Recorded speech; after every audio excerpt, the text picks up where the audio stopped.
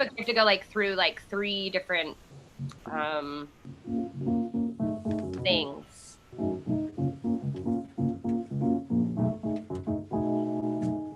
I'm gonna put the streaming link in the chat. Okay. In case you get somebody who wants it. Okay, we're up. Awesome. For those of you who have joined us early, I will start right at 8 p.m. But this is our composer. He might continue to play his background music. I don't know, maybe. Do you mind, Brandon? It plays nicely. Pre-show music in like a real theater. Welcome to our house theaters. These are our house theaters. We all have backgrounds we got from Amazon, but the chroma cues wouldn't come on time, so we all got black. It's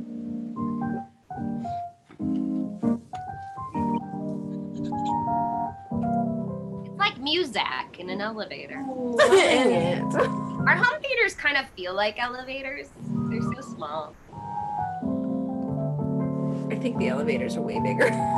Yeah. Oh my goodness. Hi, Peter. If Peter's watching. We miss you.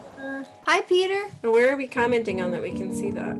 Is that Oh, you mean the chat that has the streaming link? Yeah. It's the chat that's in Zoom. Okay. Oh, that sounded condescending. I apologize. It didn't mean to be. That's okay. Yeah, if you go to the navigation bar at the bottom of Zoom and you see the little bubble, the thought bubble, that's chat. You hit on that and it'll open it up and you'll see the streaming link. Maybe I need to click more.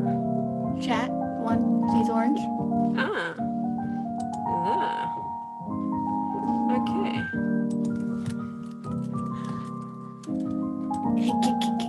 That's I nice. also added reactions. I can now clap. Oh, you're... Oh no, you would have to chat in YouTube to say hi to Peter. Oh. Confuse the life out of This chat's just for us. How do I get out of this We're now? right here. Brianna, you can tell me things that Brianna can't see because you can chat to me privately. Ooh, we can do that. Yeah, it's like passing notes in class. My students do it all the time.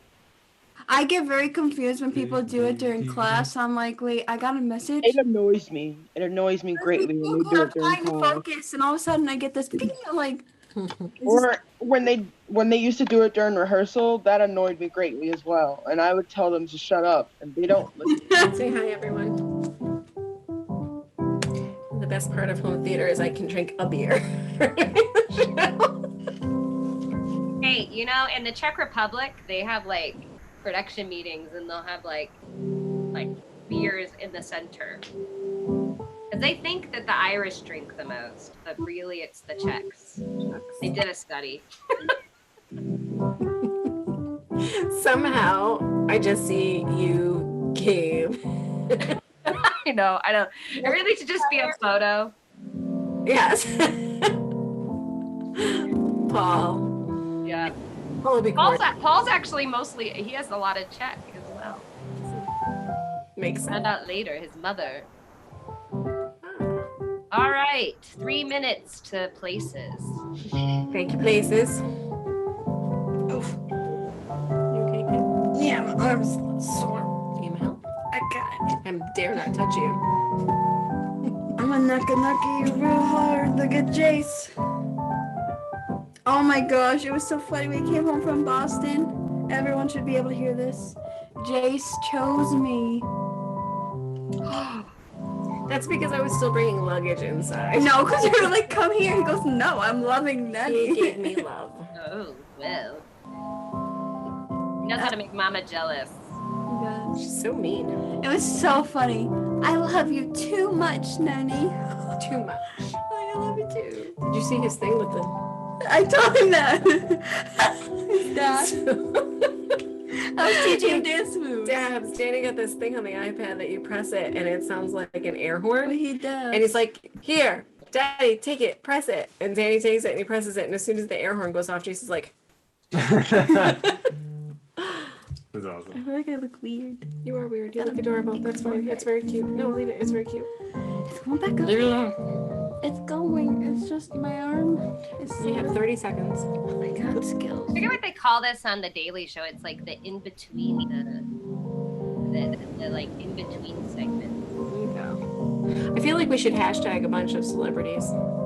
Hashtag, you mean tag? Whatever. I don't know what it's called either, and I've never hashtagged anyone Thank or you. tagged them. I only started hashtagging because I made TikToks and now I just do it for NF.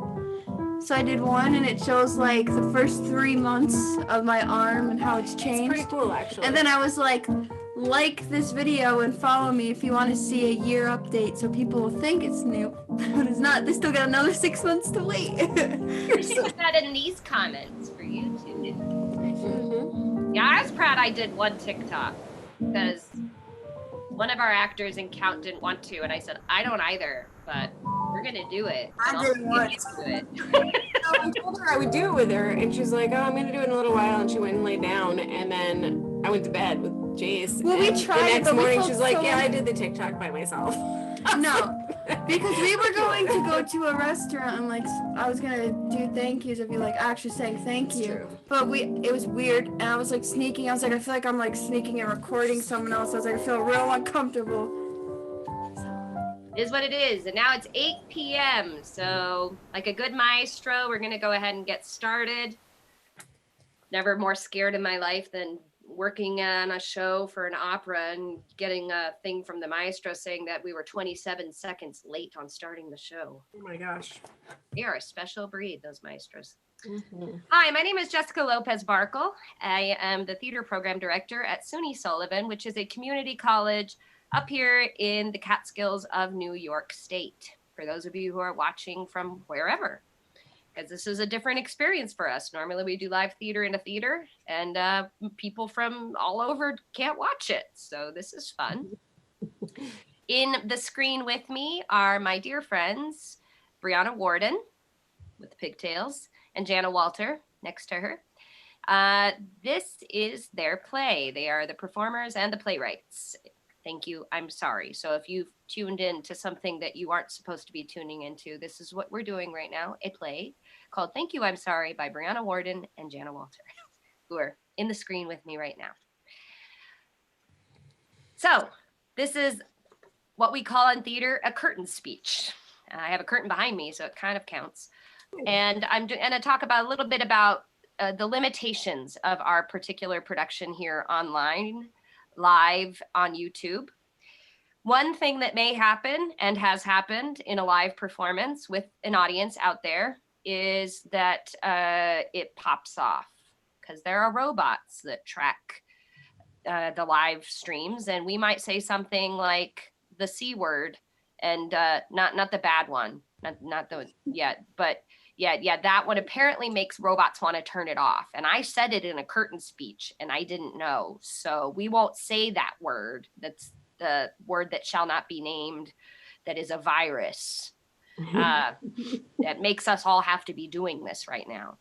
If that should happen, our lovely friend Peter Reardon, who is our remote troll tracker, he will quickly put in the comments a way to get to us on Facebook Live on our SUNY Sullivan Theater Program Facebook page.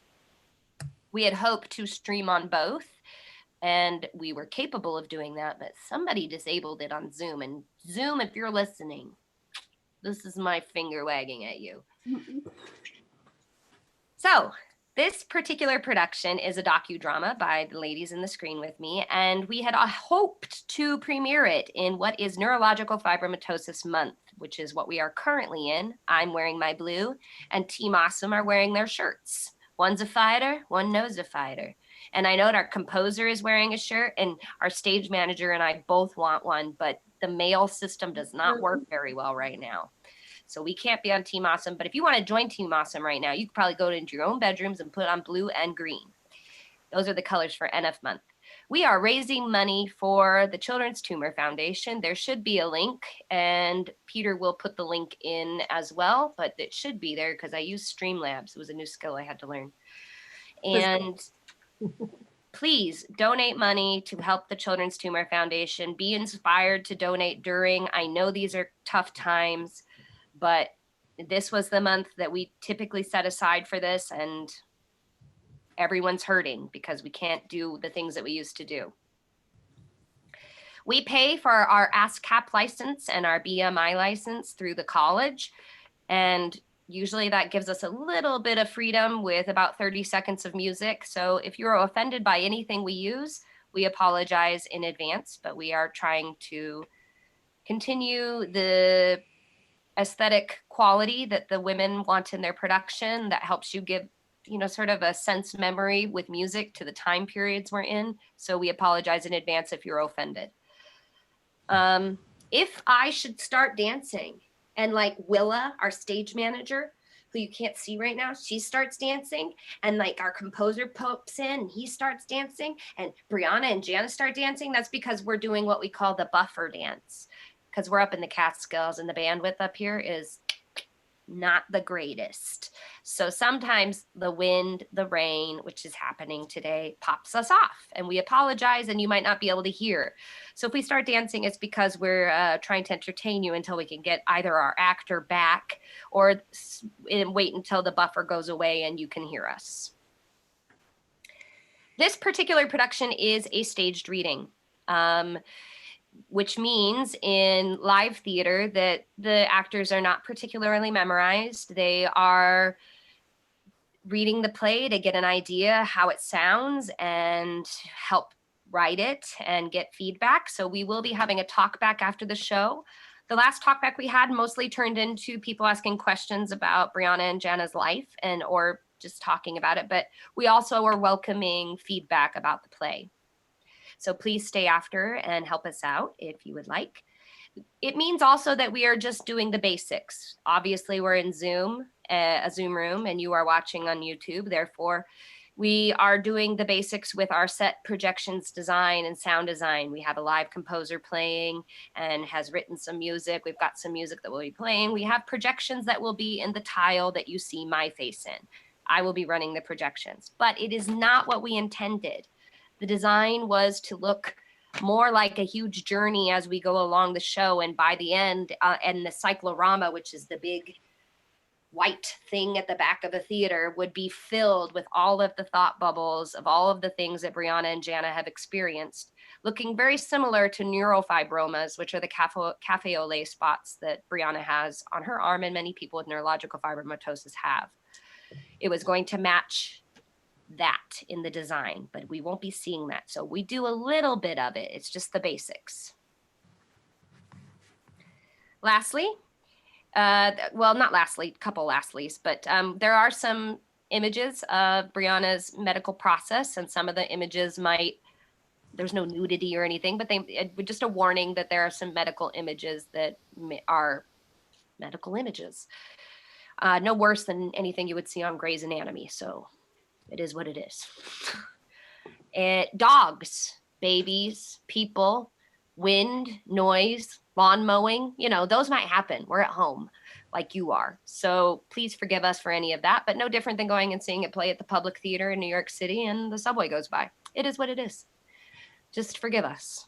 And with that, I will end on a quote that has meant a lot to me as we move into this platform and perform. And it's that prologue by the chorus character in Henry V by Shakespeare, and the begging the audience to do a couple of things. We're asking you to be a part of our production because we need you to have a suspension of disbelief and go along with what we are saying. Oh, for a muse of fire that would ascend the brightest heaven of invention, a kingdom for a stage, princes to act, and monarchs to behold the swelling scene. I'm going to skip ahead. But pardon, gentles all, the flat, unraised spirits that hath dared on this unworthy scaffold to bring forth so great an object. Let us, ciphers to this great accompt, on your imaginary forces work. Admit me, chorus or projection operator, to this history, who prologue like your humble patience pray, gently to hear, kindly to judge, our play. And if you judge it harshly, Peter will shut you down. As always, be safe, be well, stay inside. You'll learn more about that as the play goes along. And thank you for tuning in. We very much appreciate it. And if you like what you see, stay after, discuss it with us, and please forward this on to others. We will have 2 more performances of this particular production, one on Friday at 8 p.m. and one on Sunday at 2 p.m. Thank you again. Thank You, I'm Sorry by Brianna Warden and Jenna Walter. Music by Brandon Sparkman. Dramaturg and director Jessica Lopez Barkle. Stage manager Wilana Burdick.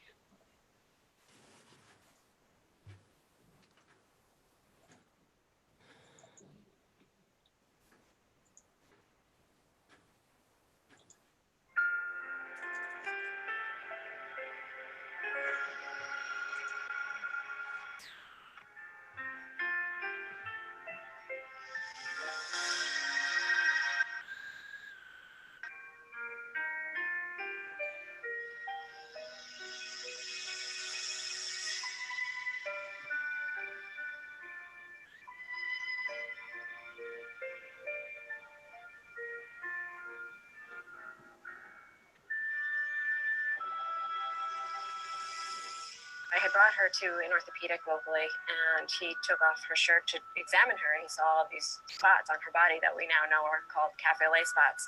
And he said, does she have neurofibromatosis?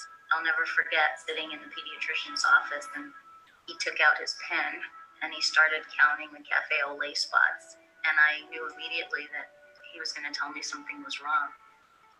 And he did. He said, I think your daughter has neurofibromatosis. Neurofibromatosis, or NF as it's commonly known, is a group of 3 disorders. NF can cause tumors to grow pretty much anywhere in the nervous system. And in addition to that, it can cause bone abnormalities, bone dysplasia. What that really means is that the cells in the body are cycling out of control. The cells that are causing tumors are dividing too many times. They're growing and growing and growing. I always think of those freeway signs that the exits and the entrances that say 1 car can enter at a time. What happens in your body in NF is that the cars are just going and going and going. That's happening inside the cell. So the surgeries I've had have been, I guess, pretty major surgeries. The first one was to remove the tumor on my left auditory nerve, which left me deaf in my left ear. And a couple of years after that, I had surgery on my left optical nerve, which left me blind in that eye and left the muscle for the eyelid paralyzed as well. Well, the mission of the Children's Tumor Foundation has 4 parts. First and foremost, we are a research organization. We fund research, of which we are the largest non-government funder of NF research in the world. We also promote research by others, and now really working with pharmaceutical companies to get them to work on therapeutics for NF. On our website, we have a discussion board with over 200,000 postings about NF. We offer chat rooms that really are used worldwide. Patient support. We work through our chapters and affiliates nationwide to create a series of patient support and symposia. And then lastly, to support NF clinics. Well, NF is about 1 in every 3,000 births. Having a foundation where you can talk to literally hundreds or thousands of people, and everyone, because they understand what you're going through, is very eager and willing to help you out. I think what we're really trying to do is to really empower people to devote themselves to what we're doing and to really get behind the Children's Tumor Foundation in their stewardship. Because what it means is we're not just asking for their money, but we're asking them to believe in what we're doing and to dedicate their time, their talent, and their treasure to our purpose. To the day that we find a cure, who knows whose dollar it is that's going to find that. Hopefully that somebody who gives that money is going to really call it their legacy. They helped cure neurofibromatosis. What did you do in your lifetime? I'm confident that when they find a cure for neurofibromatosis or find treatment for it, it's going to be because of the Children's Tumor Foundation.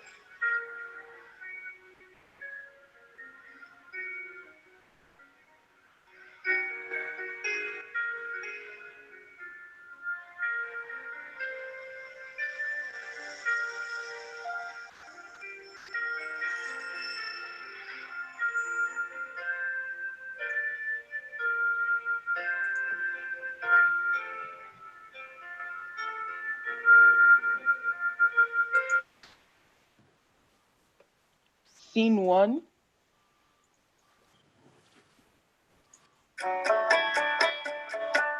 Eight-year-old Brianna is staring up at the shadows of the tall men, a group of physicians who study neurofibromatosis. Brianna is holding her favorite stuffed pig, Wilbur. Her mother, Jana, stands behind her. Jana hands Brianna the microphone as she begins to address the physician. Hi, my name is Brianna Warden. I'm 8 years old and I'm from upstate New York. I was wondering, why am I so different from everyone in my family? Why am I the only one who has tumors? Why did God make me different? Did I do something wrong? Monster, freak, soft skin. I thought you had chemo already. Are you really sick? You look really pale. Why did you cut and take the color out of your hair? Did you know there is something wrong with your arm? Oh, are you a burn victim? Do you have Ebola? Do you have MRSA? Do you have COVID-19? Should you be parking there? I thought you were getting your arm amputated. What's with that? Big news about NF. World's ugliest man, biggest tumor. If you don't forward this, you'll have bad luck. Picture of a man with NF holding other children who also have NF. Scene 2.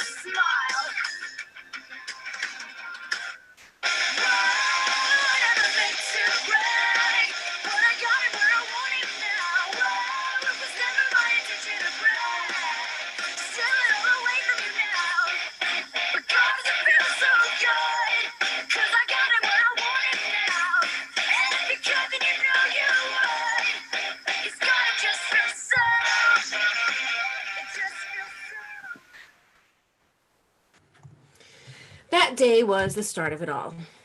The beginning of our mask wearing. Shortly after, we filmed that first PSA video for NF Awareness. Together, Brianna and I made it part of our life's mission to teach as many as we could about her disorder, while at the same time, fight for a cure. What I didn't realize was that by taking on this role, Brianna and I would be forced to hide our emotions from the rest of the world in order to protect them from the seriously depressing circumstances that we often face together.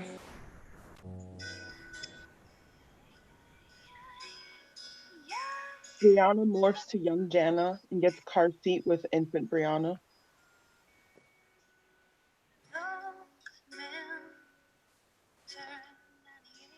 I was her age, 23, when my world came crashing down.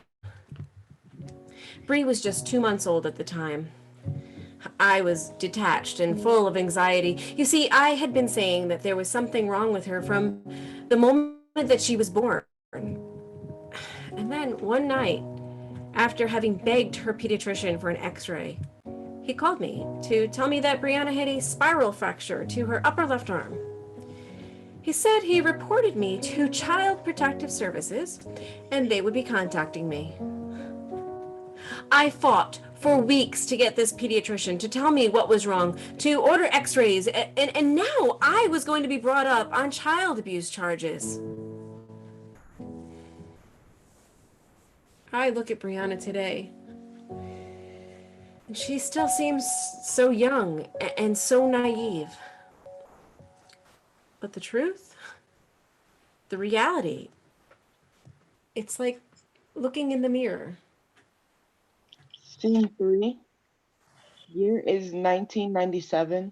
Jana, age 23, played by Brianna, holding a 2-month-old infant. Jana is at a karate class for her younger brother. Dr. P? Excuse me. Dr. P? Hi. Hi. Dr. P, I'm really sorry to bother you. I know you're not working and you probably want to watch your son practice his forms, but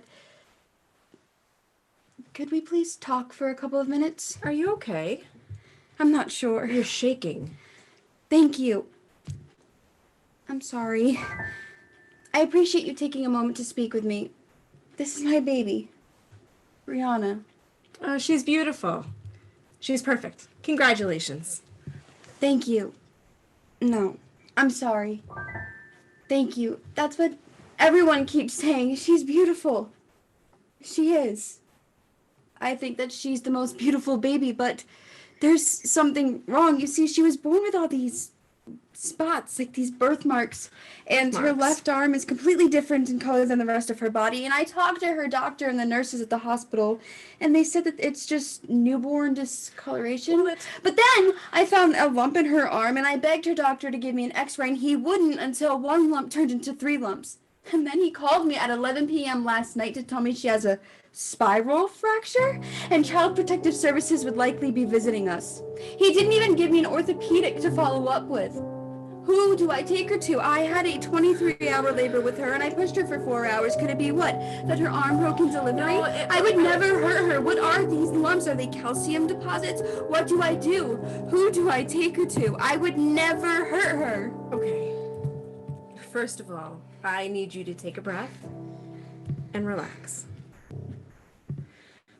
I'm not a pediatric orthopedic, but I have a colleague who can help. Why don't you let me take a look at her? You mentioned that she has some birthmarks. Can I see? Yes.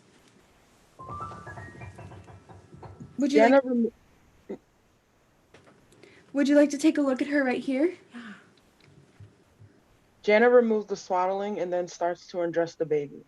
They are still in the parking lot of the karate school. Dr. P touches the infant's left arm and sees multiple birthmarks on the infant's torso and back. She has a very concerned look on her face. Did you get a copy of the x-rays? No. Did you have it done at the local hospital? I had it done, but I didn't know you could get a copy of it. Yes, it may cost you $10, but I want you to go up to the hospital now and get a copy of the x-ray, and then can you meet me at my office, say around 1 o'clock? Yes. Okay. I want my partner to get a look at Brianna with me. We're going to help you. Thank you. Okay. Okay. I'll go get it now, and I'll see you at 1. Okay. Thank you.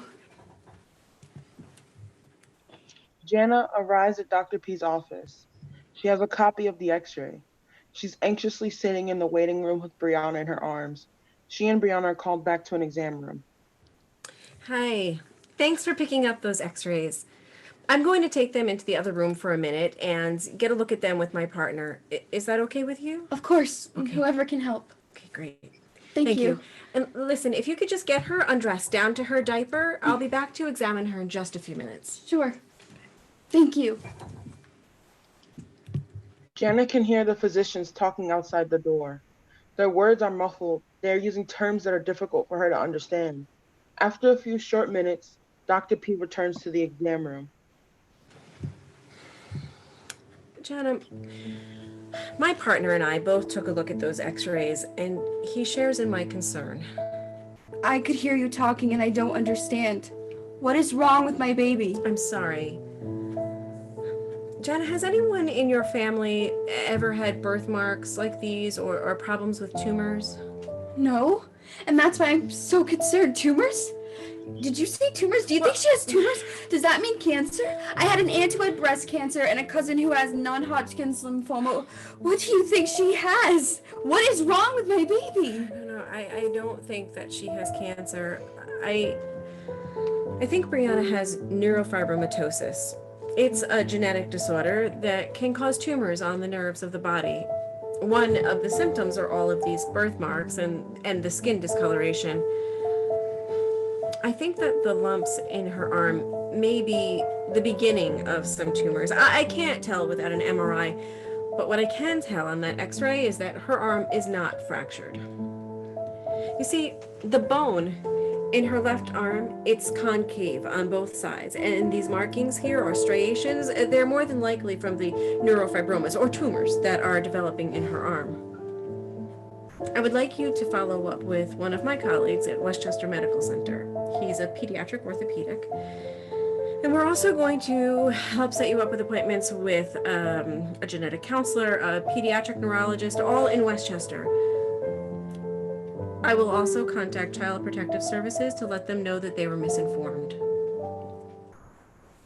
Okay. Thank you. I'm sorry.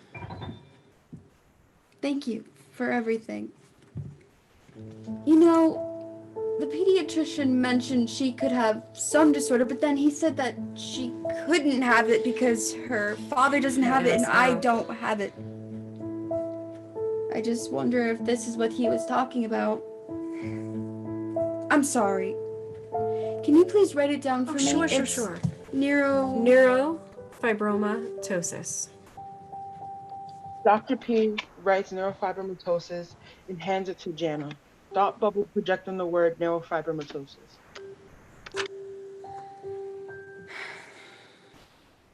Thank you. I'm sorry. What do I expect? Is she going to die? Unfortunately, there are no two cases of neurofibromatosis that are identical, and it's very difficult for us to say what life will bring. Some people have very few complications and others have many complications. But, I think it's best to just wait to see what the specialist has to say. I would also avoid doing too much research on your own. There's a lot of frightening and incorrect information out there. This isn't going to be easy, but we're here to help you with whatever you need. Thank you. Okay. Jana looks down at infant Brianna with more fear in her than she has ever felt before in her life. Projection of real Jana, age 23, with infant Brianna. Somewhere over the rainbow, way up high, there's a land that I've heard of once in a lullaby. As young Jana / Bree continues, Jana steps behind her. The following is accompanied by photos and thought bubbles to explain the technical terms. I was told not to look anything up. To let the experts teach me about NF. I couldn't help myself. I needed to get as much information as I possibly could. And that was a mistake. I read things like 3 types. NF1, NF2, and schwannomatosis, also called von Recklinghausen's disease, a genetic disorder that causes the growth of tumors on the nerves. This disease can also affect the skin and cause bone deformities. May cause tumors in the brain, can lead to blindness and deafness. Joseph Merrick, known as the Elephant Man, suffered from von Recklinghausen's disease. Disfigured, a monster, pain, and seizures.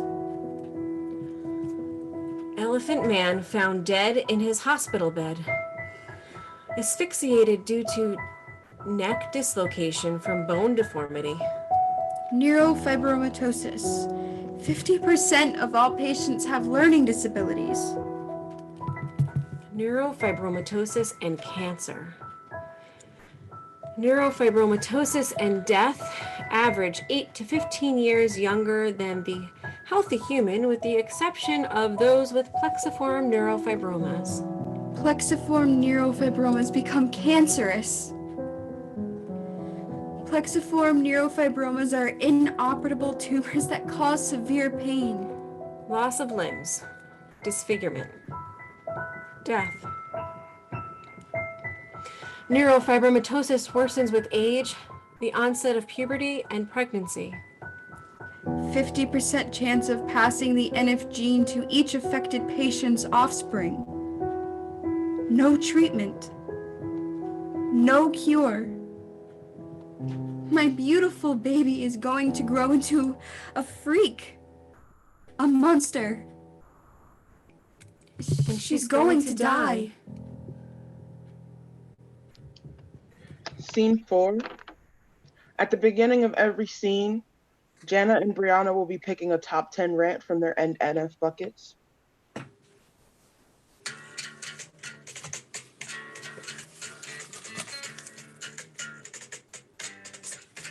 I'll go first.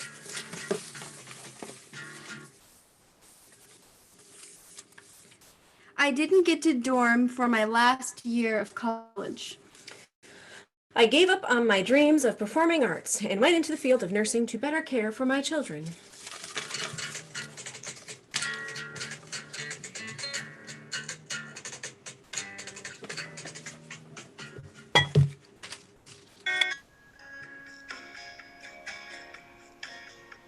Brianna transitions out of young Jana to her present-day self. There are several truths that parents, dare I say it, particularly mothers of chronically ill children, have that we hide from the rest of the world. There are so many things that I have wanted to shout out, but I've kept hidden in order to not offend another human. First, the Elephant Man did not have neurofibromatosis. He had Proteus syndrome, entirely different. Second, do you know how often I have heard, "You are so strong. I don't know how you do it." Truth? I don't know how we've done it. I don't remember half of my life because the stress has been so much at times. It's like my brain has been wiped clean, like the hard drive of a computer.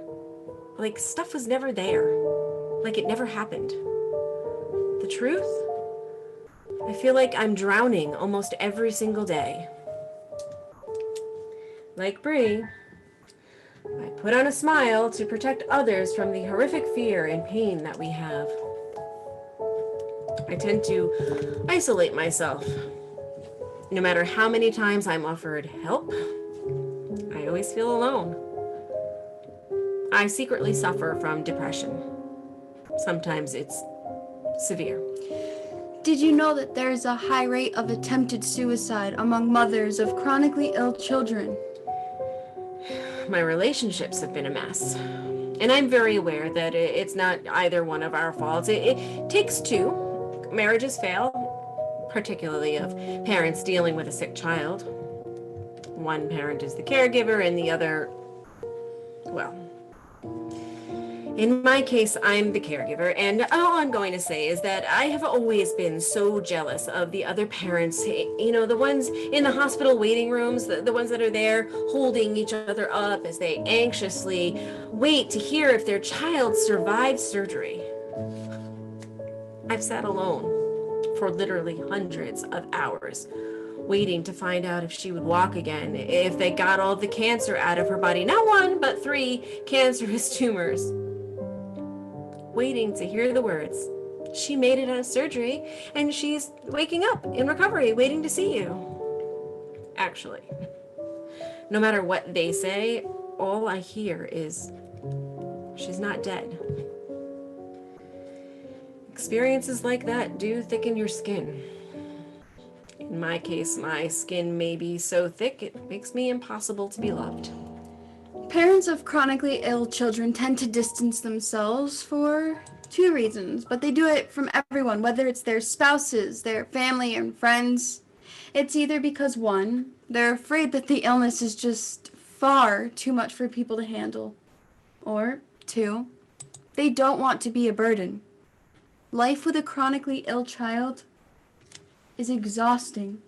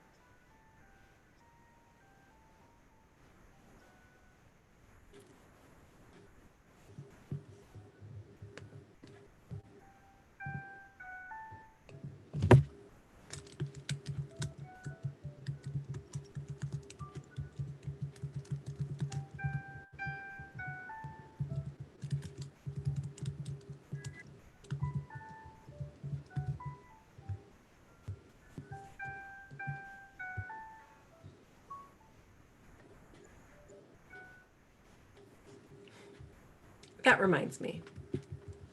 Don't forget about the other children. Do you know how many times people ask me about Brianna only? Like Robbie, Brandon, and Jace don't exist. I often answer about Bri, and then I chime in with an update about my guys. While I'm ranting, I should probably let you know that parents of sick children can't stand the phrase, God only gives you what you can handle. Seriously? Seriously. Do you think that phrase is calming? Seriously? Seriously. We feel like the weight of the world is upon us. We live in constant fear of the unknown. Life of chronic anxiety. And that's the go-to advice that everyone seems to want to give. And I just want to scream. I just can't fucking... No cursing. We're on YouTube Live now. We can't have handle curse this. words. Thank Okay. you. Are you kidding me, Mom? Sorry. Thank you. That phrase doesn't give us resolve. It cuts through us like a hot knife. And until this moment, I've never shared these feelings. I just continue to wear my Mop and Glow smile. and go on pretending like life is perfect. I mean, isn't it? She's in pain every day. She takes chemotherapy twice a day, a clinical trial of a drug that we know little about. We live in constant fear of what is going to go wrong next. I care for her. I care for my 3 sons. I worry about what's going to go wrong with their health. I care for my husband. I work a full-time job caring for as many other people and their children as I possibly can. Mom, calm. Sorry. You forgot to mention that in this process, you also became a nurse. Yes, I also became a nurse. Take deep breaths, and we're very thankful for you. Thank you. It's Nurses Day. I know. Happy Nurses Day. Thank you. Life is good. Right? The truth? If I believed that God could give me something I could handle, he would take it away from her and give it to me. Scene 5.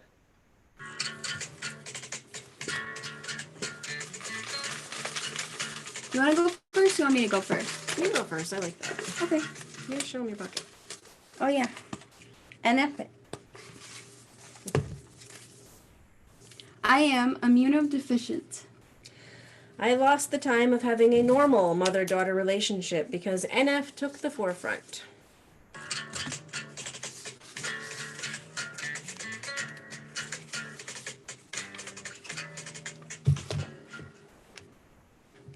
Made a wrong turn once or twice. Dug my way out, blood and fire. Bad decisions, that's alright. Welcome to my silly life. Neurofibromatosis. Hard to say. It's even harder to live with. That used to be our slogan, right? Yes. I have neurofibromatosis type 1, or NF for short. NF1. Yes, a genetic disorder that affects 1 in every 3,000 births. I was born with this disorder, and I'm a spontaneous mutation. It sounds like an X-Men character, right? You are. Yeah, she's right. It's kind of true. I mean, I'm what they call a spontaneous mutation, so I'm a mutant. I'm the only one in my family to have NF1. NF causes tumors to grow along the nerves of the body. NF can lead to blindness, deafness, bone disfigurement, hypertension, loss of limbs, cancer, and premature death. For me, well, because of my NF1, I've had to have 3 spinal fusions, 3 tumor debulkings, I've had 3 cancerous tumors removed. I have high blood pressure because of renal artery stenosis. I've had several painful joint dislocations, even in the middle of parking lots. I deal with learning disabilities, live with chronic severe pain. I am on a new clinical study for the 2nd time now, and we're hoping that my kidneys don't fail like they did the last time. For those of you who don't know, quarantine has made me so crazy, I realized I'm on my 6th month of chemotherapy. And it's going. What's funny is every single person that's asked me about my chemo has asked me the same thing. Were you nervous about starting it? And I never realized how much I put on this facade to protect others around me, and even myself. So my answer is always, thank you. It's going to be okay. But the truth? Of course I'm nervous. If it doesn't work, we don't know if I would survive. NF can lead to blindness, but apparently so can chemotherapy. While I'm not going blind, the vision in my left eye has changed since I started chemo. I throw up every few days, and my joints still constantly hurt because that's also a side effect. With all of this going on, I get judged when I park in an accessible parking space. And I'm more scared than I have been in a long time. Wouldn't you be? Before starting chemotherapy, I was going to have my arm amputated and no one was going to change my mind. But I found that my skin would not heal if I were to go through the surgery. I could die of an infection. It's just, I still have to live my life in fear instead of living my life to the fullest. I can't even go on a family vacation without being scared of someone hurting my own arm. Yes, I've done great things in my life, and I should be very thankful for all the wonderful things that I have and the great family that I have. There I go again. Trying to protect myself. Hey, by the way, every single time I say, thank you, and I'm sorry, that's me wearing my mask.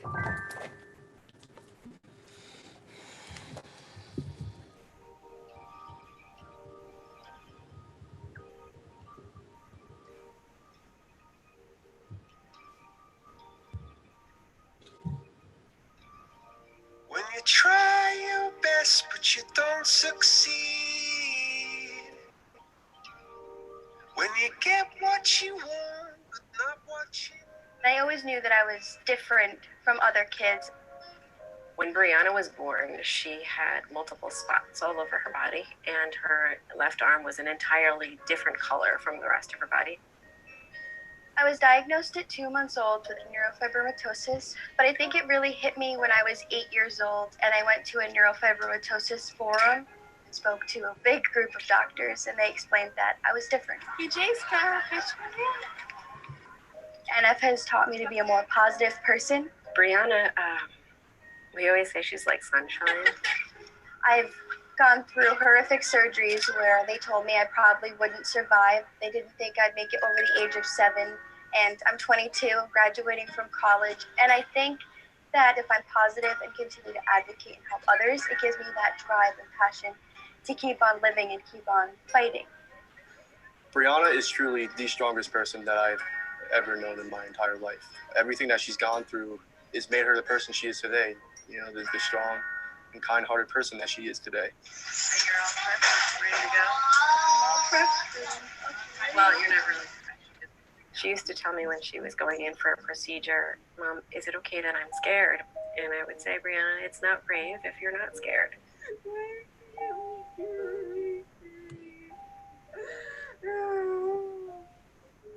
And she has that tattooed on her arm.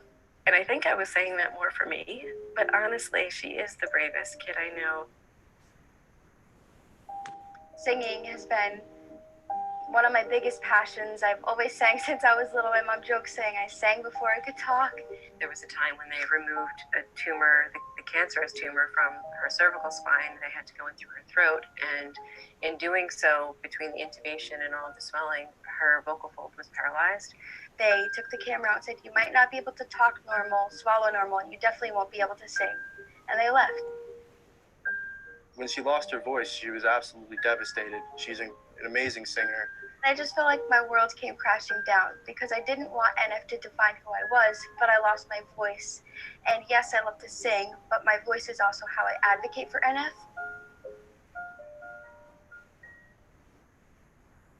Music and theater arts is extremely important to me. When I'm on stage, I get to be someone I'm not. So I'm not that girl who's sick. And for a moment, the pain of neurofibromatosis and my hard life is gone.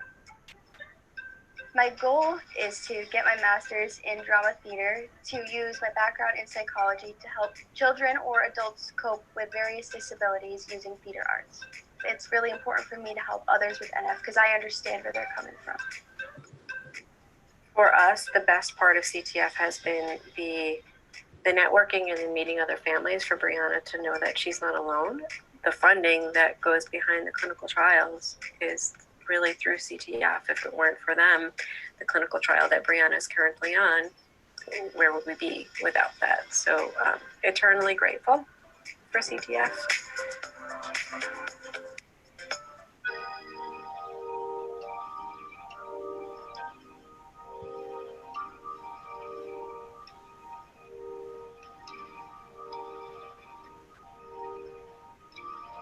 When you try your best but you don't succeed, when you get what you want but not what 2 months. An orthopedic suggests Brianna has neurofibromatosis. 6 months. My diagnosis of neurofibromatosis type 1 was confirmed with genetic testing. 10 to 24 months. We were sent from Westchester to Tulane University to the top specialist and followed there for 2 years. At age 2, while visiting Tulane, an MRI was performed. The physician read the results to my mom, entered the exam room, and told her that I needed as much of the tumor removed from my arm and left side as possible. At age 2, while visiting, at that same appointment, the surgeon explained Brianna has to have this surgery or she will die. Then he said she will lose the function of her left arm. She may become paralyzed. He followed this by saying that he would send the nurse in to schedule her surgery. There was no further conversation. The surgeon walked out of the room, and so did we. On the flight home, the Angel flight pilot referred us to Boston Children's Hospital. My mom contacted the NF team there and was told not to let anyone operate on me. Brianna was subsequently scheduled to meet with the NF team in the neurofibromatosis clinic at Boston Children's Hospital.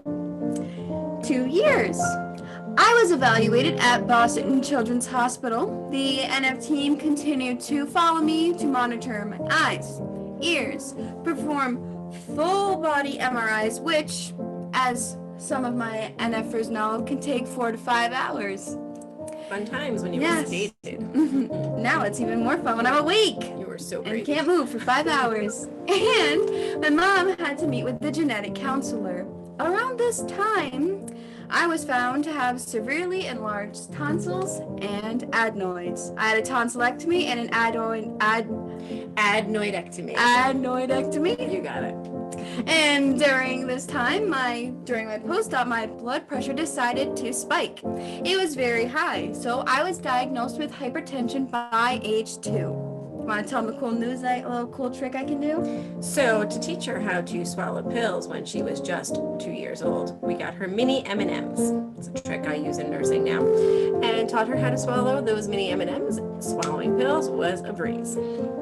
So again, I was diagnosed with hypertension by age 2, and then I was admitted to ICU.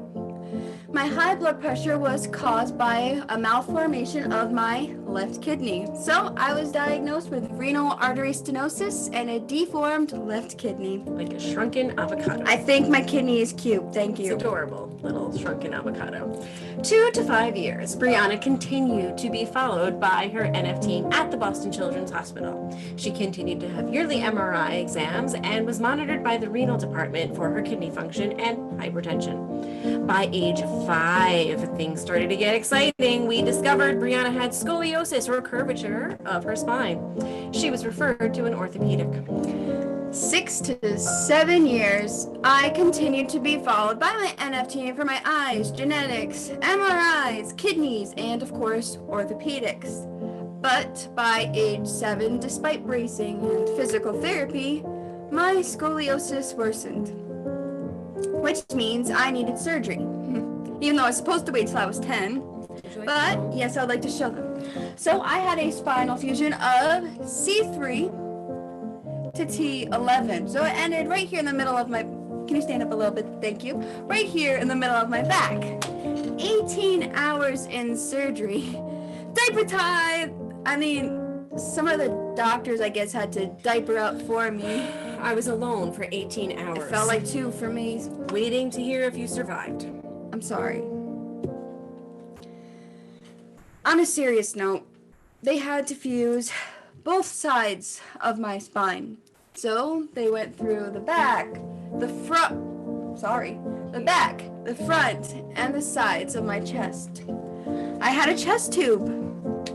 My lung decided to collapse in the middle of the night and she was asleep, and then I couldn't breathe and she heard a noise and she decided to faint. And fun fact, you want to know what I said? Help, my mom.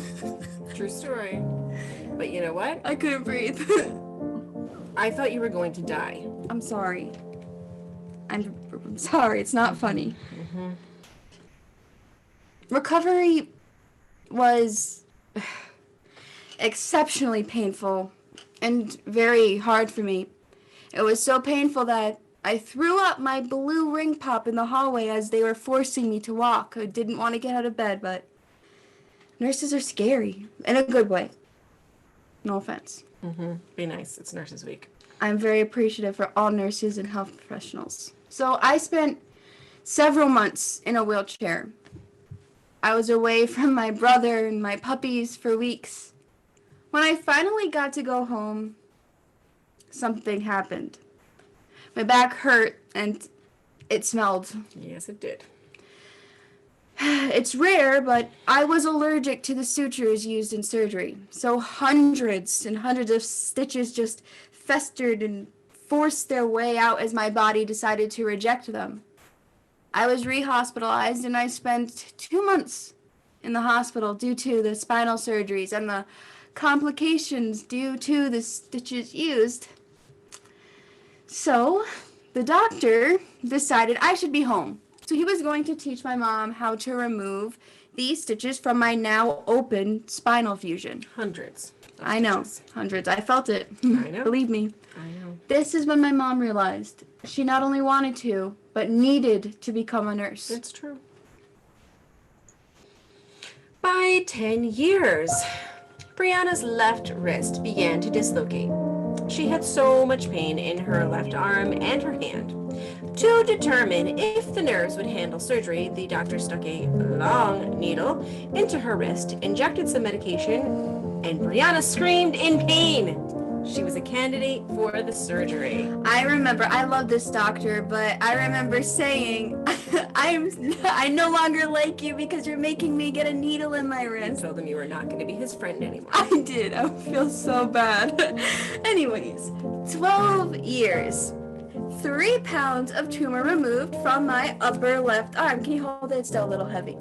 It went really well. Straighten it the best you can. And I was happy. 13 years. 3 more pounds of tumor were removed from her forearm this time.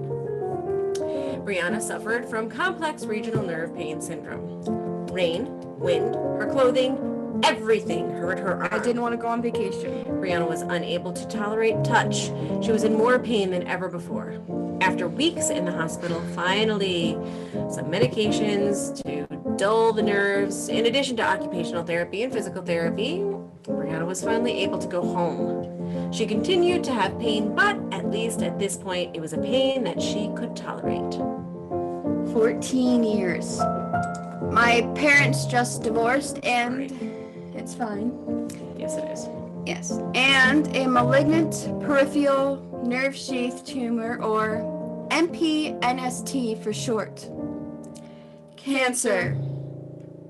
The MPNST was found in my left chest wall. I remember lying in bed the morning of my homecoming, and my mom was just bawling her eyes out. And she didn't even have to say the words, Brianna, I'm sorry, you have cancer. I instantly knew that I had cancer. So they removed the tumor, and they had to take out most of my chest muscle under my armpit, along with the muscle in my breasts. I know. Everyone's looking at them, even over YouTube. Stop. I'm sorry. It's just, my breasts were just developing, and I had to get it removed. I know. It's okay. They weren't that big anyways. Okay, everyone, stop looking at her chest. She's gonna... I thought she was going to die. I'm sorry. 16 years. According to statistics, she should not have survived cancer the first time. Now she has it again in 2 other places at the same time. Okay, stop. Music boy. Stop. I can't do this. 2 malignant peripheral nerve sheath tumors, MPNSTs, were diagnosed. One in her left arm or armpit and axilla, and the other one in her cervical spine at C4. Both tumors and the surrounding tissue had to be resected.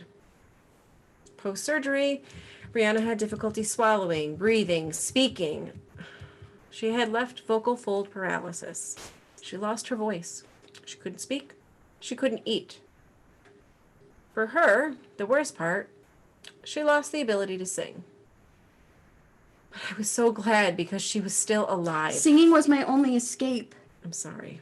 It was the only normalcy. The only thing that I was good at or known for, besides being known as that sick girl. I'm sorry. It's more than just singing. It's that I used my voice to further my passion of educating and helping raise awareness about NF and help others who deal with NF, and now it was gone. I did have speech therapy for about 6 months before my new voice came back. I was able to swallow solid foods again after learning how to swallow meats, fruits. Ground turkey. Ground turkey is not my friend anymore. Don't like it. I don't think it was your friend ever. No, just now really special. And after about a year, I began to sing. I still have my days, but I'm singing. I'm sorry. It's fine. Music Man, I'm sorry. She's sorry. I am. 17 to 18 years. I decided I'm going to start a new clinical trial called cabozantinib, a form of chemotherapy. The treatment really began to work, like really, really well. However, it also began to damage my kidneys. Remember, I have renal artery stenosis, so high blood pressure. But this caused my blood pressure to increase even more than before. The medication that was working to shrink my tumors was posing a serious health risk, including a risk of a stroke. So I had to stop treatment. Within weeks of stopping, I had what they called significant rebound growth, meaning my tumors grew even larger than they were when I first started chemotherapy.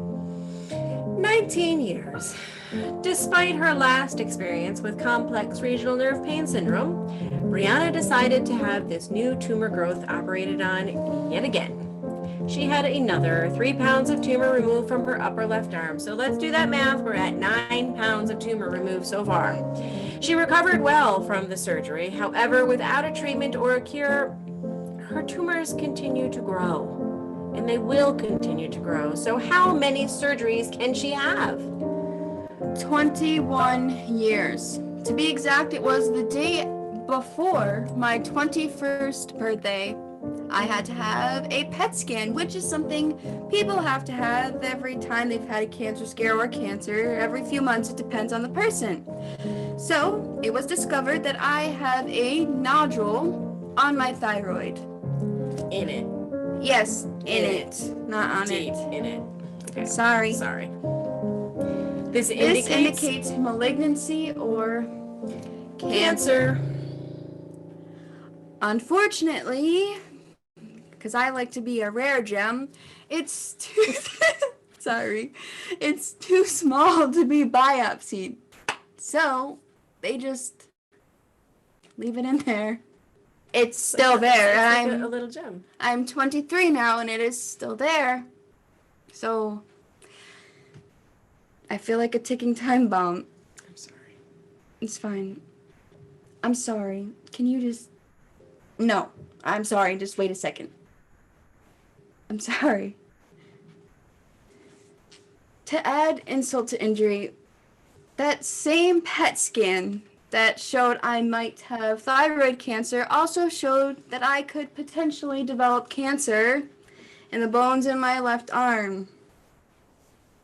It's not fun. You need to apologize to him. Sorry for cutting your music off. Meaner than me, honestly. I'm sorry. 22 years. Brianna is understandably frustrated with her tumor growth, continued pain, and frequent dislocation of her left elbow and shoulder. She decided to approach her physicians and discussed her desire for amputation of her left arm as an option to treatment. Brianna met with the plastic surgeon and the orthopedic oncology team, and at first, although we discussed amputating very high up on her shoulder, after seeing her, they discovered that Brianna's skin integrity is so poor that she is not a candidate for further surgery. Brianna's only alternative is yet another clinical trial that may help shrink her tumors, decrease her pain, and improve the quality of her life. Music Man, I'm sorry. Not to be, can I have a second? Much better. Thank you.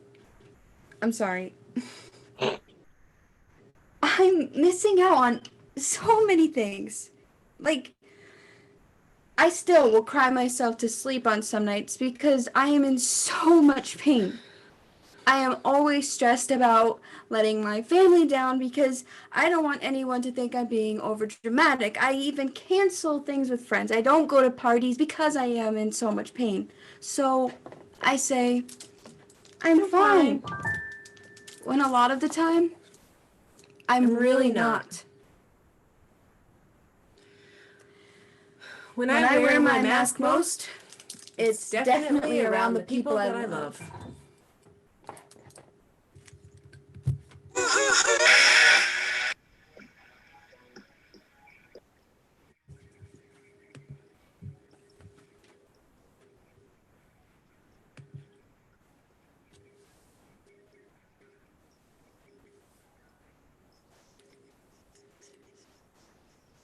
Hit the wall, she never had it all. One Prozac a day, husband's a CPA. Went out the door when she turned 24. Only been with one man. What happened to her plan? She was gonna be an actress. She was gonna be a star. She was gonna shake her ass on the hood of White Snake's car. Her yellow SUV is now the enemy.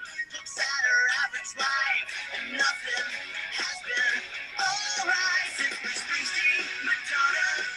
Before Nirvana, there was YouTube and Blondie. Music still on MTV. Her two kids in high school, they tell her that she's uncool, 'cause she's still preoccupied with 1985.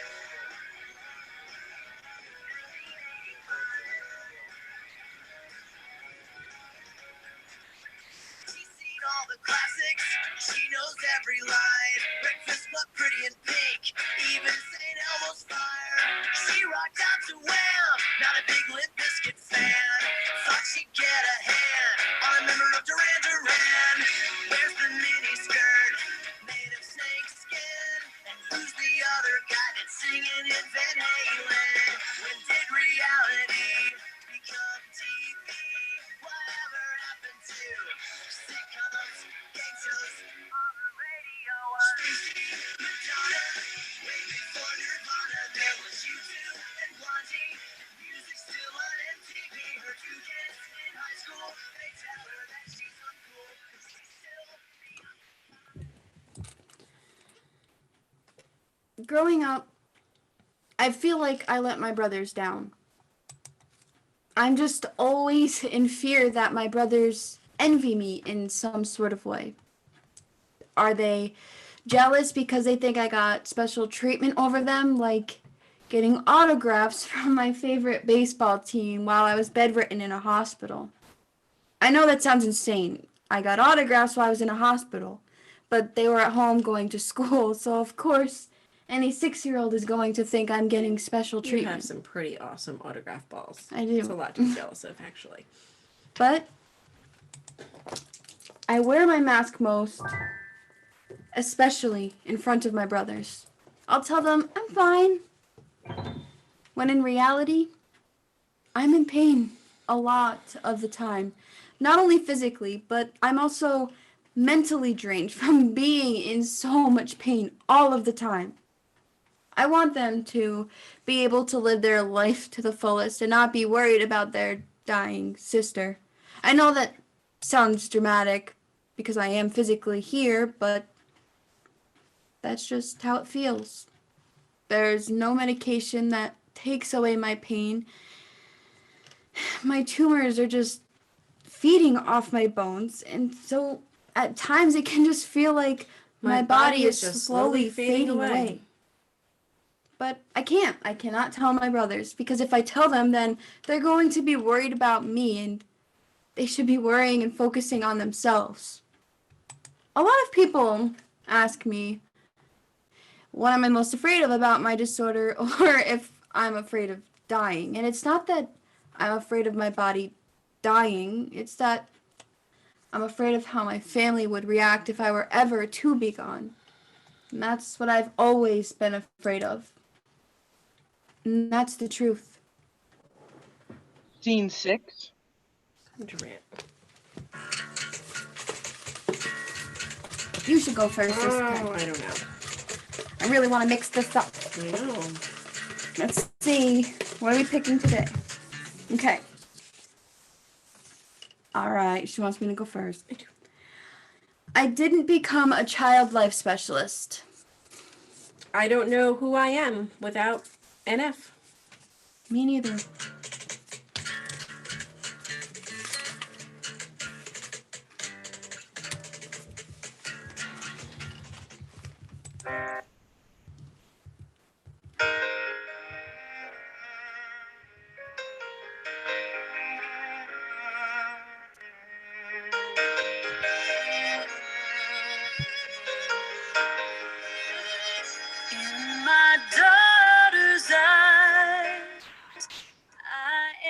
neurofibromatosis. There have been so many moments in my life where I have secretly hidden away and cried myself to sleep because of what you have done to my family. Most of my crying is done in the shower or in the car because I don't ever want to burden my daughter with my stupid whining. I mean, how dare I cry? She's so strong. I have to be strong for her, but the reality is just like Brianna, I wear a mask. My mask is to protect Brianna and to deflect others from getting through to my true feelings because I can't ever break. The truth is, I am broken inside. And if you have taken so much from me, I mean, there are superficial things in my life that don't really matter to me. I'd give them up 1,000 times in order to make her healthy, like giving up my once upon a time dream of becoming an actress or having to wait forever to return to school to have a career. That stuff it's meaningless. I'd relive the pain caused by all of the judgmental people who have commented about my life throughout the years. I mean, I would never wish harm upon anyone, but I do wish, just a little bit, that they could walk in my shoes for a minute. I missed out on important things. Things that I can never get back. Things that no matter what, no matter how hard I try, I can never fully recover. You see, you don't get a second chance at parenting, raising children, or at life. NF took me away from my 2 older boys for months at a time. I missed so much of their childhood and they missed so much of their mother. No matter how much I try to make up the time with them, it will never, ever amount to the same thing. My boys didn't have their mother, not the way they should have. My parents and my siblings, they did everything they could do to help. They took care of my boys when I was away with Brianna, but it wasn't the same. I think about the nights that they slept away from me and how they must have been so frightened. I think of them having bad dreams and I just, just wanting to snuggle up with mommy, but they couldn't because I was 5 hours away in a hospital trying to keep their sister alive. It's no wonder they have night terrors to this day. They are truly afraid their sister's going to die. NF, you hurt all of my children, and now it's happening again with my littlest one. He's wanting all of my attention. He wants all of her attention. Jace is such an empath. He sees her hurting. So, in my attempt of not repeating history, I drag Jace on road trip after road trip, pulling him from school so that I can keep him with me, keep him with her as we care for her. No normalcy for any of us. All of my boys, they love their sister so much, but they have to live in constant fear that today may be the last day they see her. This is one of the reasons Brianna and I take photos together before each of her surgeries. My second husband, Dan, he took on the challenge of not 1, but 3 teenage children. Knowing she was sick, he stood by us. He's a rock. Since the day he's been in our lives, since right from the beginning, I'm no longer alone in the waiting room, and Brianna has that fatherly hug that she's longed for when receiving bad news. When he can't go with us, it breaks his heart every time we leave. The man stands in the driveway, crying his eyes out as we pull out of the driveway. He likes to act like he's this big, strong man, but he is a big mush. Smush. And if you have burdened us all. One of the worst ways Brianna's NF has affected me is the fact that the stress of her illness has caused me to have these memory blockouts. There are so many events that I was physically present for. However, I was so emotionally invested in caring for Brianna and worrying about her that I can't remember anything other than hospitalizations, surgeries, traumatic events. And if you stole the most beautiful moments of my life. Scene 7.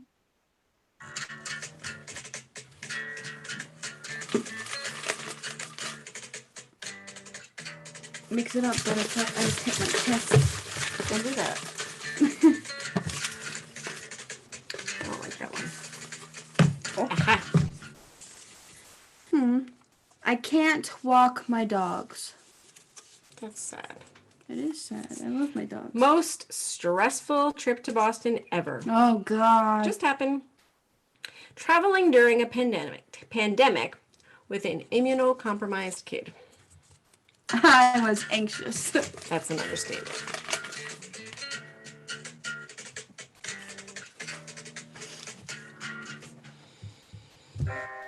Oh, I can't take one more step towards you, 'cause all that's waiting is regret. Don't you know I'm not your ghost anymore? What Greater love is there than the love shared between a parent and a child?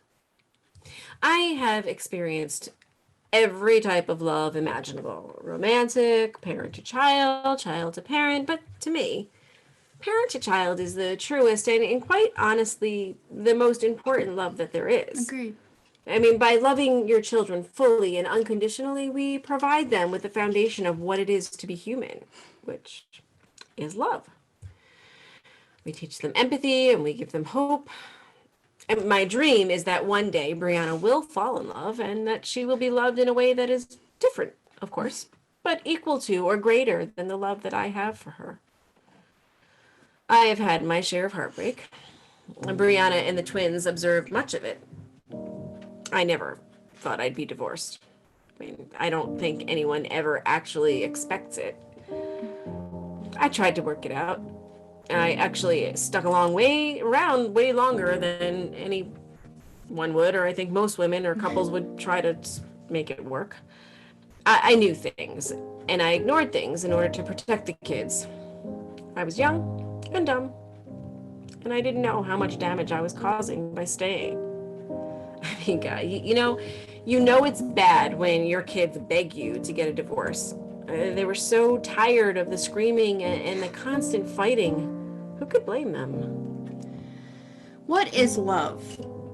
Most people say it's this romantic, gushy feeling. But for me, like my mom said, love has always meant family.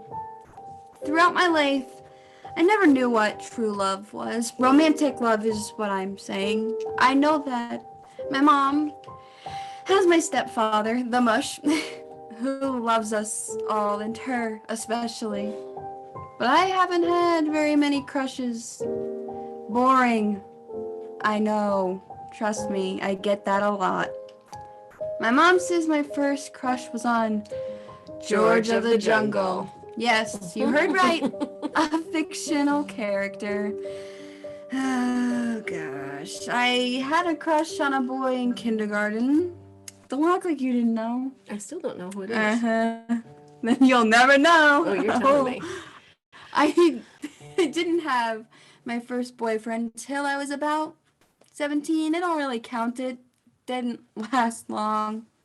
I wasn't really in school long enough to truly get to know people.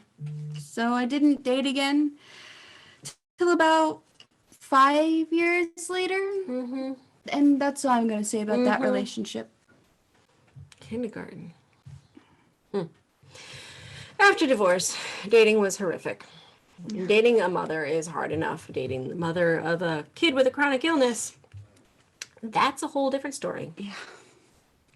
After a few months of dating, I was so done with it.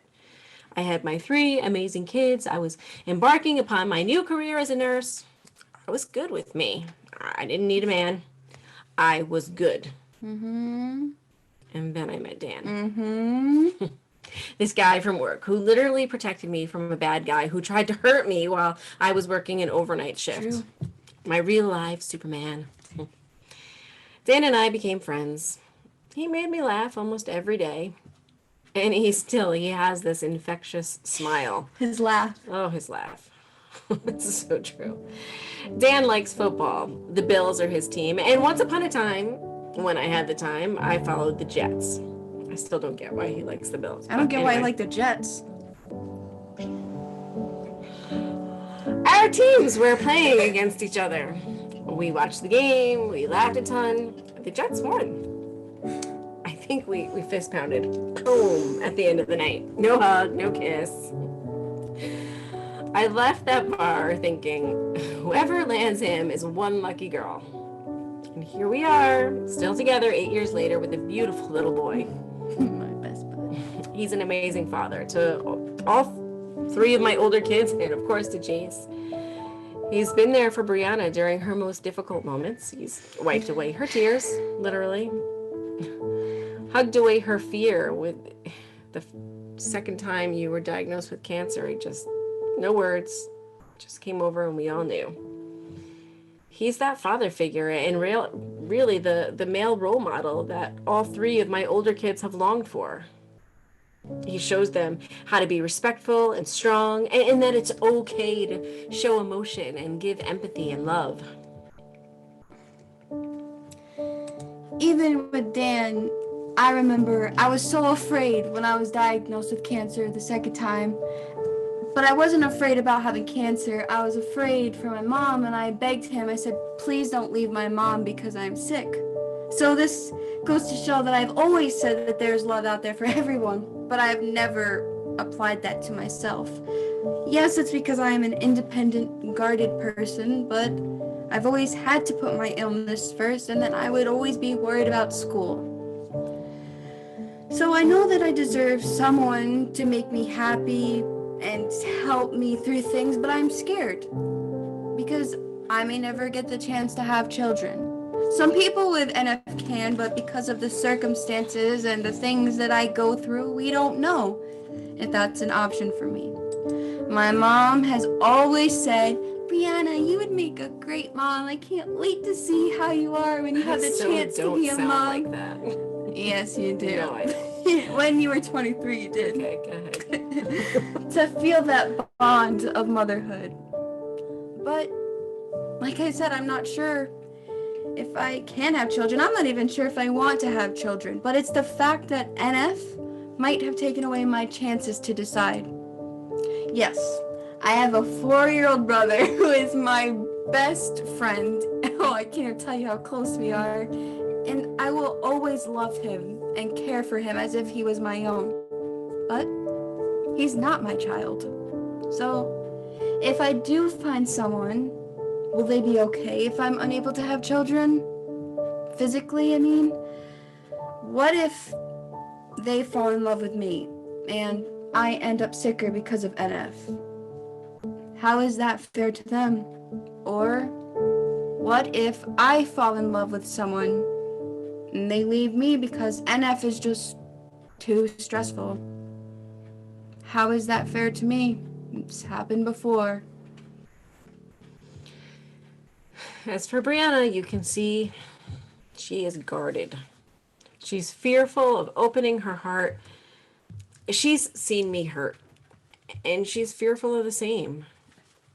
She let her guard down twice in her short lifetime, only to be broken up with when her health was failing the most and she was most vulnerable. I mean, in my opinion, neither kid was man enough for my daughter, but I hope one day she finds love. I worry about who will love her when I'm gone. Scene 8.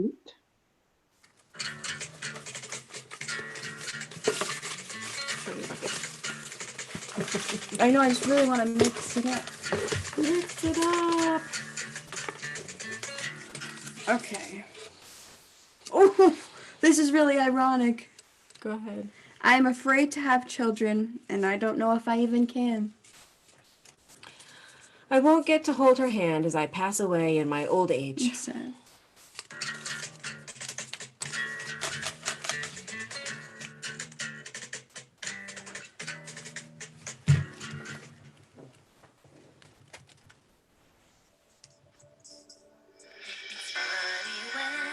Find yourself looking from the outside.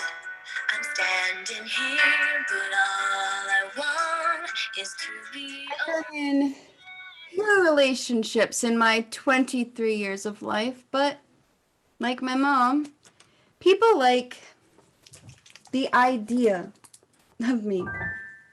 So, is love real? My parents got divorced, and like me, my mom has had men use her. They thought she wanted more, but she wasn't in love with them. She wasn't dating them. She was just simply their friend. But again, they wanted more. They would always try to go on these dates with her. One even wanted me to come, which was weird. They'd make it seem like they cared about how sick I was and what we go through together. But none of them, besides Dan, understood what it really means to have a sick daughter. They liked the idea of her, but they didn't like the baggage. They just didn't like what my disorder entailed. So this leads me to this. What does it mean to love a person with a chronic illness?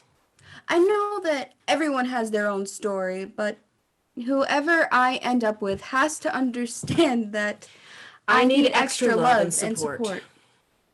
It's important to understand that my disorder is much more than what it looks like. I can't even tell you how many times I've had someone say, "Oh, I didn't know you had tumors. I can't tell." Again, people don't notice my tumors, especially if I'm wearing a long sleeve shirt. But I do have tumors, which means I'm going to have sick days where I can hardly walk. I may never work a full-time job, so who would want to love a dying sick girl like me who doesn't have a full-time job or a job, period? Well, back to my first question. What does it mean to love with a person with a chronic illness? I mean, they couldn't. Scene 9.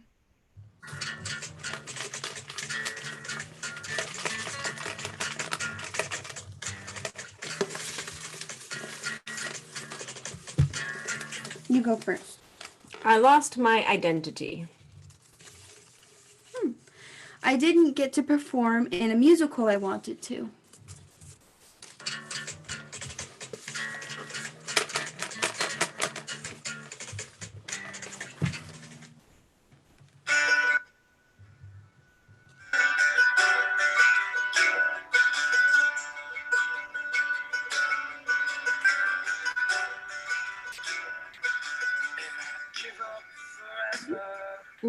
Can I make the joke now? I hate it, but go ahead. Okay. I'm a cockroach. No. Really. She hates when I say that, but most people don't survive the things that I have been through. But the thing is, I'm dying, and it's not a joke. You see, with neurofibromatosis, at any time my heart can just stop and bleed out. I would die in my sleep. It's not that I'm afraid of dying, it's just I don't want to leave my family behind. What is my family going to do? Would they survive? There are days where I feel like I'm in a circus. I'm just another freak in a freak show. Oh, you shouldn't have children. What's your lifespan? You look too healthy to have tumors. Why not just chop it all off? You know, they do that with tumors. Sure. If that were only possible with mine. Is this deadly?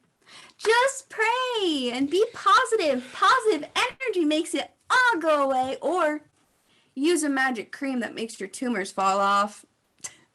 I don't mean to be rude, but please, can you give me some space? Mentally and physically. I have enough scrambling on in my head, and I don't need your knowledge too. I know my body, not you. People stare, and they stare, and they stare. Every time I go into public, I can't go shopping. I can't go to Florida, Disney World, without people wanting to just have their nose in my arm And it's not a joke. Some have even asked to pet my arm. Yes, like I am their pet. My doctors don't know how to help me all of the time, and I know they care, but it's just so overwhelming and exhausting to live in the fear of the unknown. Sometimes I just want it all to stop. Really. I don't want people to pity me at all. I never have. But it feels like my disorder has taken everything from me. Neurofibromatosis has taken my sanity, my quality of life. It took my ability to speak for almost a year. It took my ability to work, the muscle and the tissue in my body, my blood, my sweat, my tears, my friends, and my relationships. It has taken it all. Imagine